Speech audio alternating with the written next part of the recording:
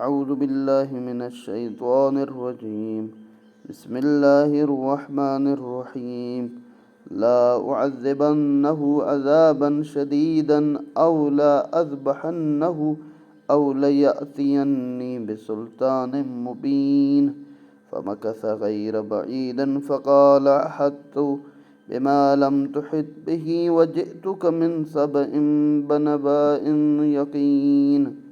إني وجدت امرأة تملكهم وأوتيت من كل شيء ولها عرش عظيم.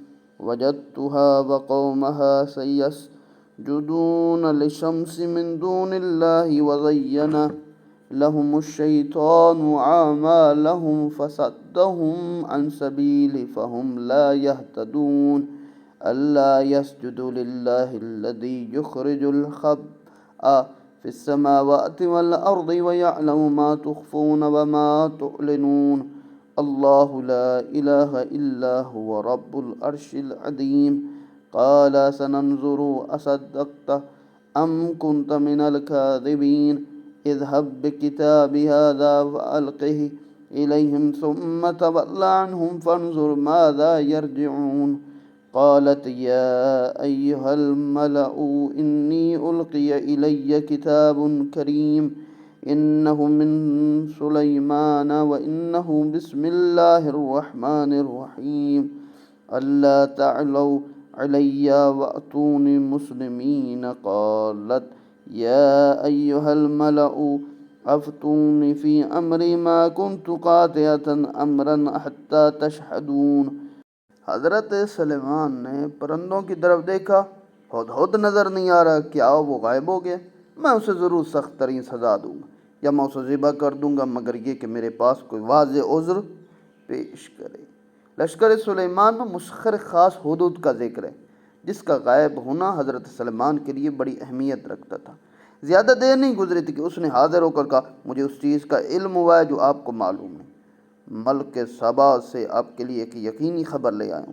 میں نے ایک عورت دیکھی ہے جو ان پر حکمران ہے، اسے ہر قسم کی چیزیں دی گئی ہیں اور اس کا عظیم الشان تخت ہے۔ ملک سبا وہی ہے جس کو آج کل یمن کہا جاتا ہے۔ یہ ملک اس زمانے میں اپنی زرخیزی تجارت کی وجہ سے نہایت دولت مند ملک شمار ہوتا تھا اور اپنے وقت کے عظیم تمدن کا حامل تھا۔ یہ بات قابل فہم نہیں ہے کہ ہدہد جیسے ایک پرندے میں یہ شعور موجود ہو کہ وہ اس ملک کی خصوصیات، مذہب وغیرہ کو سمجھے بیان۔ حیوانات کی شعوری دنیا کا مطالعہ کرنے والے جانتے ہیں کہ بعض حیوانات میں بعض باتوں کا شعور اور ادراک انسانوں سے زیادہ ہوتا ہے۔ فرمایا میں نے دیکھا کہ وہ اور اس کی قوم اللہ کو چھوڑ کر سورج کو سجدہ کرتی اور شیطان نے ان کے اعمال ان کے لیے خوشنما بنا رکھے ہیں اور اس طرح ان کے لیے راہ خدا کو مسدود کر دیا ہے، پس وہ ہدایت نہیں پاتے۔ کیا وہ اللہ کے لیے سجدہ نہیں کرتے جو آسمانوں اور زمین کی پوشیدہ چیزیں نکالتا ہے اور تمہارے پوشیدہ اور ظاہری اعمال کو جانتا ہے؟ اللہ آسمان و زمین کے شکم میں پوشیدہ چیزیں نکالتا ہے، یعنی سورج کی شعاؤں کو پوشیدہ کرنوں سے زمین میں بھیجتا ہے، زمین کے شکم میں پوشیدہ چیزوں کو نکال کر انسان کے دسترخوان پر طرح طرح کے میوے اور کھانے سجاتا ہے۔ یہ اللہ کے کام ہے، اللہ کے سوا کوئی معبود نہیں، وہی عرش عظیم کا بھی مالک ہے۔ سلیمان نے کہا ہم ابھی دیکھ لیتے ہیں کیا تو نے سچ کہا ہے یا تو جھوٹوں میں سے ہے۔ میرے یہ خط لے جا، اسے ان لوگوں کے پاس ڈال دے، پھر ان سے ہٹ جا، دیکھ کہ وہ کیا جواب دیتے۔ ملکہ نے کہا اے دربار والو، میری طرف ایک محترم خط ڈالا گیا ہے، یہ سلیمان کی جانب سے ہے اور وہ یہ ہے خدائے رحمان و رحیم کے نام سے تم میرے مقابلے میں بڑائی مت کرو، فرمان بردار ہو کر میرے پاس چلے آؤ۔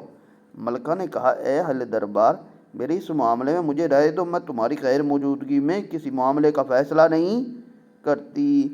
یہ خط اپنے انداز ارسال، انداز کلام، مضمون کے اعتبار سے غیر معمولی حیثیت کا حامل تھا۔ انداز ارسال یعنی ایک پرندے کے ذریعے۔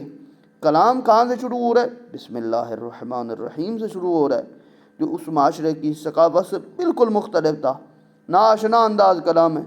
مضمون میں ایک دعوت ہے کہ قانونی حکومت کے مقابلے میں ایک باطل نظام کو بڑائی اور سرکشی کرنے کا حق حاصل نہیں ہے۔ قالوا نحن أولو قوة وأولو بأس شديد والأمر إليك فانظري ماذا تأمرين قالت إن الملك إذا دخلوا قرية أفسدوها وجعلوا أعزة أهلها أذلة وكذلك يفعلون وإني مرسلة إليهم بهدية فناظرة بما يرجع المرسلون فلما جاء سليمان قال أتمدونني بمال فما آتاني الله خير مما آتاكم بل أنتم بهديتكم تفرحون ارجع إليهم فلا نأتينهم بجنود لا قبل لهم بها ولنخرجنهم منها أذلة وهم صاغرون قال يا أيها الملأ أيكم يأتيني بعرشها قبل أن يأتوني مسلمين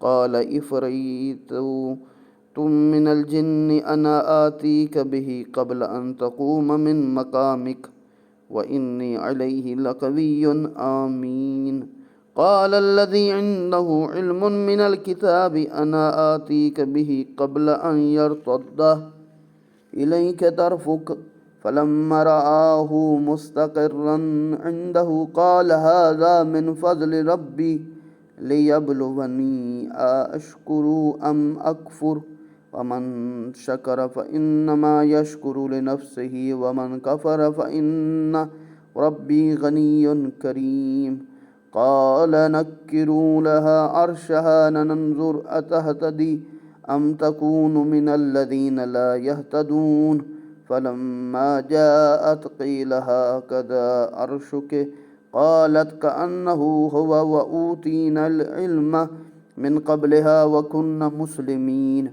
وصدها ما كانت تعبد من دون الله إنها كانت من قوم كافرين قيل لها ادخلي صرحا فلما رأته حسبته لجة وكشفت عن ساقيها قال إنه صرح ممرد من قوارير قالت رب إني ظلمت نفسي وأسلمت مع سليمان لله رب العالمين وَلَقَدْ أَرْسَلْنَا إِلَى ثَمُودَ أَخَاهُمْ صَالِحًا أَنِ اعْبُدُوا اللَّهَ فَإِذَا هُمْ فَرِيقَانِ يَخْتَصِمُونَ قَالَ يَا قَوْمِ لِمَ تَسْتَعْجِلُونَ بِالسَّيِّئَةِ قَبْلَ الْحَسَنَةِ لَوْلَا تَسْتَغْفِرُونَ اللَّهَ لَعَلَّكُمْ تُرْحَمُونَ قَالُوا اطَّيَّرْنَا بِكَ وَبِمَّنْ مَعَكَ قال طائركم عند الله بل أنتم قوم تفتنون وكان في المدينة 9 رهط يفسدون في الأرض ولا يصلحون قالوا تقاسموا بالله لنبيتنه وأهله ثم لنقولن لوليه ما شهدنا مهلك أهله وإنا لصادقون ومكروا مكرا ومكرنا مكرا وَهُمْ لَا يَشْعُرُونَ وہ کہنے لگے ہم طاقتور اور شدید جنگجو ہیں تاہم فیصلہ آپ کے ہاتھ میں، آپ دیکھ لیں کہ آپ کو کیا حکم کرنا چاہیے۔ ملکہ نے کہا بادشاہ جب کسی بستی میں داخل ہوتے ہیں تو اسے تباہ کرتے ہیں اور اس کے عزت داروں کو ذلیل کرتے ہیں، اور یہ لوگ بھی اسی طرح کریں گے۔ فاتح قوم جب فتح کے نشے میں چور ہوتی ہے تو اپنی زیر نگین قوم کی حرمت و عزت کو لوٹ لیتی ہے، اور یہ اس نے کہا اور میں ان کی طرف ایک ہدہد بھیج دیتی ہوں، دیکھتی ہوں کہ ایلچی کیا یعنی جواب لے کر واپس آتے ہیں۔ بس جب وہ سلیمان کے پاس پہنچا تو انہوں نے کہا کہ تم مال سے میری مدد کرنا چاہتے ہو، جو کچھ اللہ نے مجھے دے رکھا ہے وہ اس سے بہتر ہے جو اس نے تمہیں دے رکھا ہے، جبکہ تمہیں اپنے ہدیے پر بڑا ناز ہے، تو انہیں کی طرف واپس پلٹ جا۔ اسی ہدہد کو کہا ہم ان کے پاس ایسے لشکر لے کر ضرور آئیں گے جن کا وہ مقابلہ نہیں کر سکیں گے، ہم انہیں وہاں سے ذلت کے ساتھ ضرور نکال دیں گے اور وہ خوار بھی ہوں گے۔ سلیمان نے کہا اے اہل دربار، تم میں سے کون ہے جو ملکہ کا تخت میرے پاس لے آئے قبل اس کے کہ وہ فرما بردار ہو کر میرے پاس آئے؟ جنوں میں سے ایک عیار نے کہا میں اسے آپ کے پاس حاضر کر دیتا ہوں قبل اس کے کہ آپ اپنی جگہ سے اٹھیں اور میں یہ کام انجام دینے کی طاقت رکھتا ہوں۔ حضرت سلیمان کا یہ سوال کہ ان کے درباریوں سے ایسے لوگ موجود تھے جو اس قسم کے کارنامے دیتے تھے، یہ سوال اٹھایا جاتا ہے کہ پلک جھپکنے کی دیر میں کیسے ممکن ہوا؟